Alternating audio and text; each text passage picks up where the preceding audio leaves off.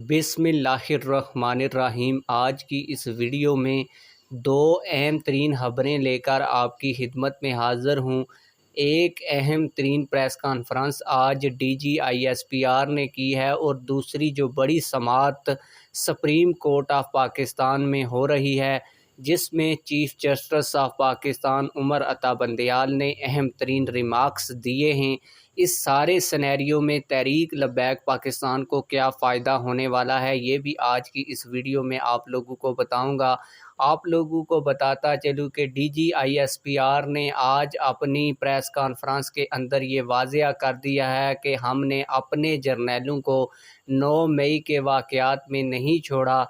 इमरान खान किस बात की मूली हैं? पाकिस्तान तहरीक इंसाफ जो है वो 9 मई के वाक़यात को करवाने के लिए इसमें मुलव्वस है, और जो पूरी की पूरी क़यादत है उसने 9 मई के वाक़यात करवाने के लिए लोगों की जहन साजी की है।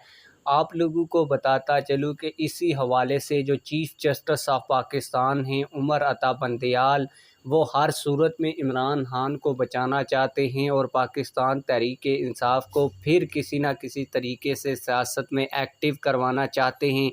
इस हवाले से आज जो सुप्रीम कोर्ट ऑफ पाकिस्तान में समाअत चल रही है, चीफ जस्टिस ऑफ पाकिस्तान ने बड़े अहम तरीन रिमार्क्स दिए हैं। आप लोगों को बताता चलूँ कि जब अटार्नी जनरल से वो मुकालमा कर रहे थे तो उस मौके पर उन्होंने कहा कि उम्मीद है कि जब तक हम इस केस का फ़ैसला नहीं सुनाते तो हुकूमत किसी भी फ़र्द का मिलिट्री ट्रायल नहीं करवाएगी। इस पर अटार्नी जनरल ने वहाँ तो कह दिया कि किसी भी बंदे का मिलिट्री ट्रायल अभी तक नहीं हो रहा, लेकिन जो DGISPR ने प्रेस कॉन्फ्रेंस की उसमें उसी वक्त वाज़ेह हो गया कि DGISPR ने कहा कि 100 से ज़ायद लोगों के मिलिट्री ट्रायल पाकिस्तान की जो आर्मी है वो कर रही है। आप लोगों को बताता चलूँ कि चीफ़ ऑफ आर्मी स्टाफ ने ये वाज़ेह फ़ैसला कर लिया है कि किसी भी सूरत इमरान खान को नहीं छोड़ा जाएगा, जबकि दूसरी तरफ जो सुप्रीम कोर्ट ऑफ पाकिस्तान है वो इस बात के ऊपर डट गई है कि उन्होंने किसी न किसी तरीके से कप्तान को बचाना है। आप लोगों को बताता चलूँ कि इससे पहले इस्टेब्लिशमेंट इसलिए कामयाब थी क्योंकि इस्टेब्लिशमेंट के साथ जो मुल्क का सबसे बड़ा अदारा है सुप्रीम कोर्ट ऑफ पाकिस्तान, वो भी मिला होता था।